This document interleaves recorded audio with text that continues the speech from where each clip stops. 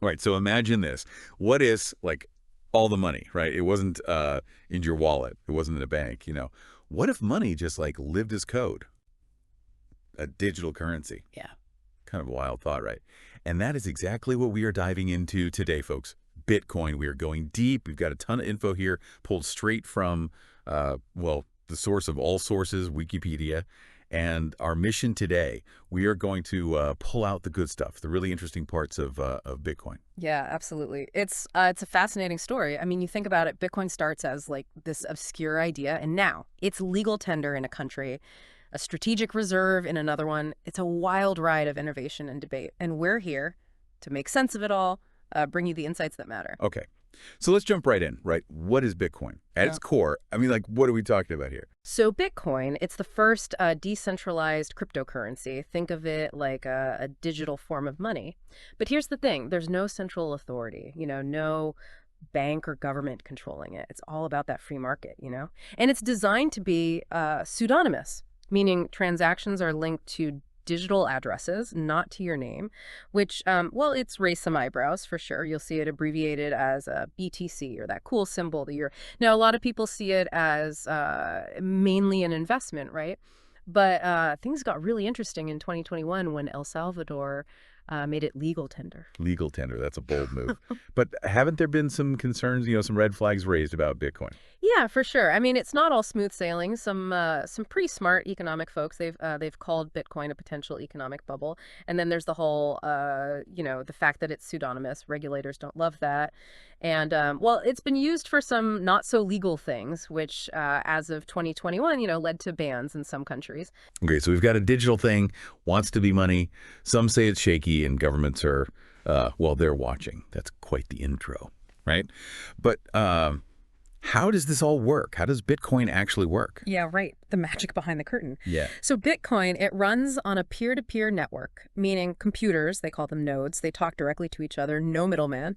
And each node, it keeps its own record of every single Bitcoin transaction. This is the famous blockchain, a distributed ledger. It's public. Everyone can see it. No one person controls it. And transactions, they're verified using cryptography. Think of it like these mathematical puzzles. Easy to check if it's right, but really hard to solve without the right key. So only the owner with their key can send Bitcoin.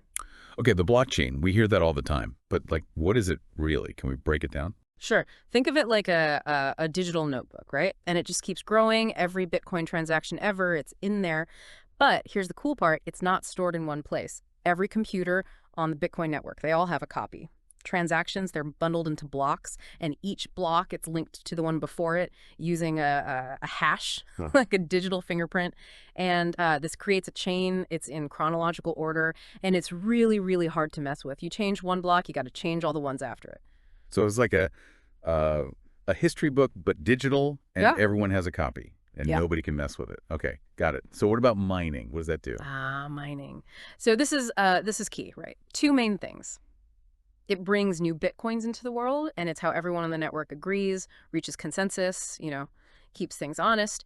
It uses something called proof of work. So there are these computers, specialized machines, these are run by miners, and they crunch numbers, solve complex problems to validate transactions, put them into blocks. It takes a ton of computing power. So they're solving puzzles, but what does that actually achieve? The big thing is it stops people from double spending, like trying to spend the same Bitcoin twice, right? It makes it really, really hard to do that because you got to solve these puzzles, you got to use a bunch of computing power, and it also makes it hard to censor transactions or change the history on the blockchain. It's designed to be tamper-proof. So it's like a security system, the difficulty of those Yeah. puzzles. But I know this whole mining thing, it uses a lot of energy, right? People aren't happy about that. Yeah, that's a big point of contention.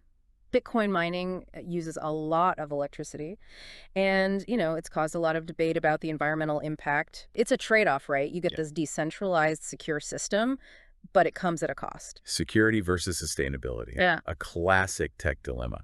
So let's go way back. Where did this whole Bitcoin thing even come from? Like, what's the backstory? Well, you can trace it back to earlier digital cash ideas. Like in the late 20th century, there was David Chaum. He had this thing called eCash. The idea was private digital money. And then you've got cryptographers, Cynthia Dwork and Moni Noor. They came up with the idea of using these computational puzzles as a kind of digital proof of work. Then Adam Back took that further with Hashcash, which he used that to fight email spam, actually. And then later on, late 90s, you had these cypherpunks like Wei Dai. He proposed this thing called B-Money, which was a decentralized cash system. And Nick Szabo, he came up with the idea of BitGold. And Hal Finney, he even created the first cryptocurrency using reusable proof of work back in 2004. Wow. So a lot of these ideas were already floating around. What made Bitcoin different? What made it take off? Right, right. See, all these earlier attempts, they ran into problems. Some needed a central authority, some weren't secure enough. And that's where Satoshi Nakamoto comes in. This is where Bitcoin gets interesting. So October 2008, Nakamoto publishes this white paper. It's called Bitcoin, a peer-to-peer electronic cash system. And then January 2009, the software, it's released. It's open source. Now, the genius of Nakamoto, it wasn't inventing totally new stuff. It was taking these existing ideas, right? Cryptography, economics, and putting them together in this new way. And boom, the first truly decentralized digital cash system, resistant to, they call them Sybil attacks. That's where someone tries to take over the network using a bunch of fake identities. And this was the first functional blockchain. Okay, and this Satoshi Nakamoto, still a mystery, right? Totally. Nobody knows who they are, or even if it was a they. It's kind of wild, you know? The white paper, it wasn't even formally peer-reviewed. A lot of academics, they were skeptical at first. But January 3rd, 2009, the Bitcoin network, it goes live. Nakamoto mines the first block, the Genesis block. And get this, embedded in that block is a message, a headline from the Times talking about a bank bailout. People see that as, a message about the traditional financial system, why Bitcoin was created. That's pretty cool. A hidden message right from the start. So what happened next after that first block? So just a few days later, the first Bitcoin transaction. Satoshi Nakamoto to Hal Finney, a big name in cryptography, a supporter from early on, and other important cypherpunks, Wei Dai, Nick Szabo, they were into it too. And then May 2010, we get this legendary event, the first commercial transaction. This programmer, Laszlo Hanyecz, he buys 2 pizzas for 10,000 Bitcoins. They call it Bitcoin Pizza Day now. 10,000 Bitcoins for pizza? Man, those were the days. That shows you how fast things changed, right? So it started as this little project, right? This online community. How did it become this, global thing? Yeah, the early days, 2010 or so, Nakamoto, they mined about 1 million Bitcoins, and they kind of faded away, handed over the keys, so to speak, to Gavin Andresen, another early developer. Around then, you had these online black markets like Silk Road. They started using Bitcoin, probably because it was, pseudonymous. And that got the attention of law enforcement and regulators. The dark side of the internet. So Yeah. when did the governments and the banks start paying attention? Around 2013, 2014, things started heating up. In the U.S., you had the Financial Crimes Enforcement Network, FinCEN. They put out guidelines on how they'd treat virtual currencies. And then you had law enforcement getting involved, seized them at Gox Exchange after this huge hack. The DEA, they even seized Bitcoins used for drug deals. The FBI took down Silk Road, got a ton of Bitcoin too. China started cracking down, told banks they couldn't touch Bitcoin. So bad guys on the internet and governments getting worried. Sounds like a recipe for, some interesting times. What were some of the big moments, more recently for Bitcoin? From 2015 on, things really start to change. You had technical stuff, more people using it. In 2017, they did this segregated witness upgrade, SegWit. It was supposed to make the network more scalable, and it laid the groundwork for something called the Lightning Network, which is a way to make transactions faster and cheaper. But this upgrade, it caused this split. Some people forked off, created Bitcoin Cash, showed you that there were arguments about how Bitcoin should evolve. And same year, you had Bitcoin futures contracts on big exchanges, the CME. That meant institutional investors, they were getting interested. And then came the price swings, right? Bitcoin going up and down like crazy. Everybody was talking about it. Yeah, definitely some roller coaster moments there. Prices corrected, sometimes because of things like China banning Bitcoin trading in 2018 or security breaches at exchanges. Then around 2020, more mainstream players got in the game. Companies like MicroStrategy, Square, MassMutual, they put a bunch of money into Bitcoin, saw it as a hedge against inflation. PayPal started supporting Bitcoin transactions. That was a big deal, right? PayPal getting on board. Totally. A real turning point. February 2021, Bitcoin's market cap, it hits $1 trillion the first time. Later that year, the Taproot upgrade happens, more improvements. And then September 2021, bam, El Salvador makes it legal tender. A huge and controversial move. And then the U.S. approves the first Bitcoin futures ETF. Traditional investors could get in on the action. El Salvador. Still can't believe they did that. What else happened, the past couple of years? So early 2022, remember the Canadian trucker protests? They were cut off from traditional finance, so they used Bitcoin for fundraising, showed you how it could be used, when things get censored. 2023, we got ordinals. These let you create NFTs on the Bitcoin blockchain. By June 2023, something like 1% of the world's population was using Bitcoin. And then January 2024, big news, the first U.S. spot Bitcoin ETFs. That made it a lot easier for regular investors to buy Bitcoin. And the price went, it went kind of nuts, right? Oh, yeah. December 2024, Bitcoin hits $100,000. There were a bunch of reasons. Trump said he liked crypto. BlackRock told people to put some Bitcoin in their portfolios. And then just a couple of months ago, March 2025, President Trump signs an executive order. The U.S. is going to have a strategic Bitcoin reserve. From an online paper to a national reserve in like 15 years. Crazy. Right. Okay, let's get into the nuts and bolts now. How does Bitcoin really work? What are the key things to understand? So the basic unit, it's the Bitcoin, right? The symbol is euro, ticker code BTC. There's this whole thing about capitalization. Some people get really picky about it. Bitcoin for the network, Bitcoin for the unit of currency. One Bitcoin can be divided into tiny pieces. The smallest unit, it's called a Satoshi, named after, and one Satoshi is 100 millionth of a Bitcoin. Satoshi, like the mysterious creator. That's cool. So we've talked about it being decentralized. How does that play out in the design? So nobody controls it, right? Anyone can create a Bitcoin address and send and receive Bitcoin, no permission needed. And all the transactions, they're recorded on the blockchain out in the open. You can even use these things called blockchain explorers. They're free, and you can see all the transactions. So it's public, but your identity isn't tied to the transactions directly, right? Right.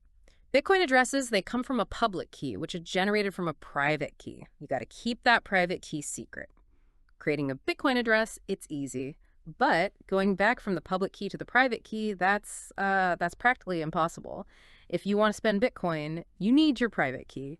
Use it to create a signature for the transaction, and the network checks it with the public key. So your private key, it never gets revealed. Okay, pretty clever.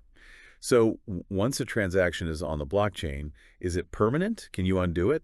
Pretty much no. Once it's in a block, it's there for good. To change it, you'd need to take over most of the computing power on the whole network, change that block, and every block after it, not going to happen. And this means if you lose your private key, your Bitcoin is gone forever. There was this story, right, about a guy who threw away a hard drive, thousands of Bitcoins on it. Now it's worth a fortune, but it's lost. They say a lot of Bitcoin is lost like that. Wow. So you really got to protect that private key. Yeah, no kidding. If someone gets your private key, they can steal your Bitcoin. And it's happened a lot. Exchanges getting hacked, people losing millions. Okay, let's talk about mining again. So miners, they're competing to find this thing, a nonce. And if you combine the nonce with the data in a block and hash it, it creates a specific hash. That's the proof of work. It's like a lottery, Whoever finds the right nonce first, they win. And the difficulty, it changes every 2 weeks or so. So a block gets created every 10 minutes on average. And the miners, they get rewarded for doing this, right? Exactly. Add a block to the blockchain, you get a reward. Right now, as of 2024, it's 3.125 Bitcoins plus any transaction fees people included in their transactions. And this reward, it gets cut in half every 4 years, the halving. And eventually, there will be 21 million Bitcoins. That's the limit. They say that'll happen around 2140. A limited supply. That's a big part of the appeal, right? Like it's digital gold. Yeah, for sure. And the blockchain, it's secure because it's hard to change past blocks. You'd need to control most of the network to do that. But we got to talk about the environmental impact again. Back in 2022, people were saying Bitcoin mining used a big chunk of the world's electricity, and it was responsible for a lot of emissions. And the mining hardware, it becomes obsolete quickly, so there's a lot of e-waste. Yeah, the environment, that's a big concern. Okay, what about privacy? People say Bitcoin is pseudonymous. What does that even mean? So it means your Bitcoin is linked to an address, not your name. But all transactions are public. Everyone can see them. Now, there are ways to connect addresses to real people, like chain analysis, or if you use an exchange, they might know your identity. So it's not totally anonymous. Best practice, you create a new address for every transaction.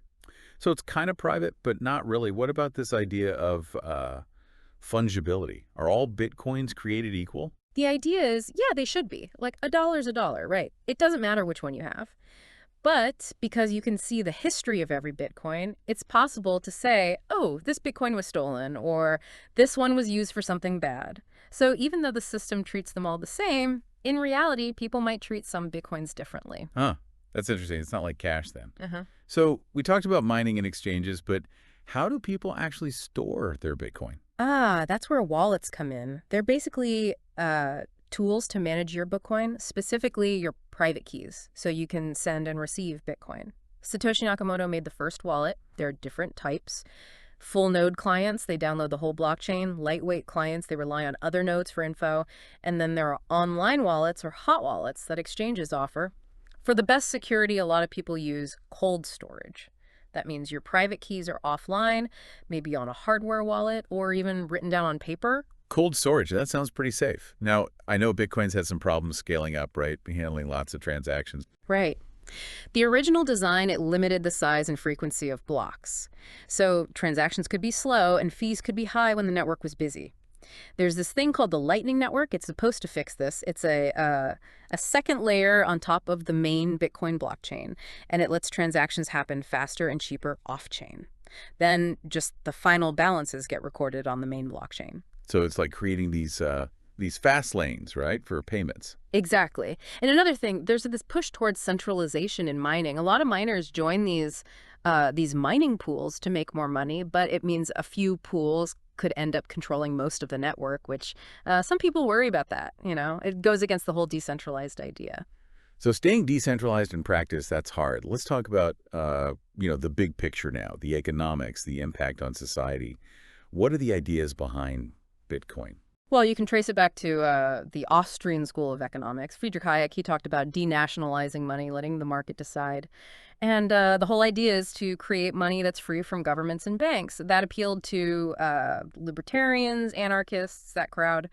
But Paul Krugman, the economist, he's been pretty skeptical. He says Bitcoin is mostly used by people who don't trust banks and for illegal stuff.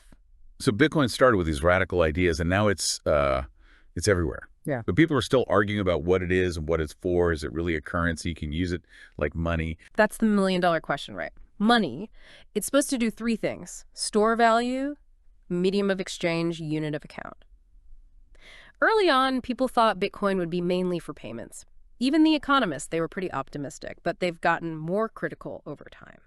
Some researchers were saying back in 2015 that it worked better as a payment system than a currency. Robert Shiller, he's a Nobel laureate. He thinks it could be a unit of account, but it doesn't really solve any big economic problems. Francois Veld from the Chicago Fed, he says it's a clever way to create digital scarcity. And David Andolfato at the St. Louis Fed, he even thinks it could be good for central banks, make them more careful with their policies. So it could be a disruptor or it could be a bust. Depends who you ask. What about the legal side of things? Is it legal everywhere? Oh man, it's a mess. Every country has its own rules. Bitcoin's decentralized, it doesn't care about borders, so it's hard for governments to regulate it. Joseph Stiglitz, another Nobel Prize winner, he's worried about money laundering and stuff. As of 2021, some countries had banned it outright, others had, unofficial restrictions. El Salvador, they're the only ones who made it legal tender. Right, El Salvador. Okay, so how are people actually using Bitcoin to buy stuff? Well, back in 2018, it wasn't really being used much for everyday purchases, except maybe online, for illegal stuff. Most of the time, if you buy something with Bitcoin, it gets converted back to regular money. It's not like you see prices in Bitcoin at the store. And it hasn't really taken off for retail because, well, the price jumps around too much, there are fees, and you can't do chargebacks like with credit cards. But there are some examples, like people buying expensive stuff on Overstock.com or paying freelancers overseas. People thought it would be big for remittances, but it hasn't really happened. Lately, though, you hear about more restaurants and small businesses trying it out. So it's not really catching on for, everyday purchases. Yeah. What about El Salvador? Since they made it legal tender, are people using it there? It's been controversial, that's for sure. A lot of criticism, both inside and outside El Salvador. And from what I hear, not that many people are using it, businesses or consumers. The IMF, they even told El Salvador to rethink the whole thing. The Central African Republic, they tried it too, but they changed their minds. Interestingly, some governments, like Iran, they've been using Bitcoin to get around sanctions. And some places in the US, like Colorado and in Switzerland, they've let people pay taxes with Bitcoin. Oh, and the US government, they have a bunch of Bitcoin now from seizures. Wow, that's wild. Sanctions and taxes, who knew? But I think for most people, Bitcoin is about, investing. Yeah, definitely. Most of the trading happens on these crypto exchanges. And there are more traditional ways to invest now, like Bitcoin funds and futures. Some big names have put a lot of money in, like the Winklevoss twins, SpaceX, Tesla. They see it as a store of value, a hedge against inflation. But it's important to remember most of the Bitcoin, it's owned by a small number of people. Surveys, like the one from Pew, they show more and more Americans are investing in crypto, including Bitcoin. El Salvador, they even have Bitcoin in their national reserves. But the price is so volatile. It's Yeah. got to be risky, right? And Yeah. people talk about market manipulation and is it a bubble? Yeah, those are big concerns. There's been research showing that the price has been manipulated, like during the Mt. Gox collapse. And there are these stable coins like Tether that might be influencing the price too. A lot of famous economists, Nobel Prize winners like Stiglitz, Heckman, Krugman, Schiller, T. Rowe, they're not convinced Bitcoin is really worth anything. Some say it's a bubble. Jerome Powell, he's the Fed chair, he says it's more like gold, a speculative asset, not a currency. And Bitcoin's price swings, they're way bigger than any other asset. That's why people say hodl, hold, but misspelled. They're Really? trying to ride out the volatility. Some people even say it's like a Ponzi scheme. Others say it's more like a collective delusion. So some people think it's revolutionary, others think it's going to crash and burn. Yeah. Bitcoin, it's a complicated thing, right? Definitely. It's technology, economics, philosophy all mixed together. Makes for a pretty interesting and controversial topic. Well, this has been a deep dive, that's for sure. We started with the mystery of its creation, the tech behind it, the ups and downs, the good and the bad, and how it fits into the world of finance. What a ride. And remember, Bitcoin, it's more than just digital money. It's a whole set of ideas about technology, about how the world should work, and people are still figuring it out, debating it, using it in new ways. It's a global thing now. And as we've seen, people have very different opinions on it. Will it change the world or will it go bust? We don't know yet. Bitcoin's story, it's still being written. Exactly. And that brings us to you, dear listener. Thinking about everything we've discussed, what do you think? What's the biggest opportunity or the biggest risk with Bitcoin? What's the future hold? We've given you the information. Now it's your turn to think about it. Thanks for joining us for this deep dive. Until next time, stay curious.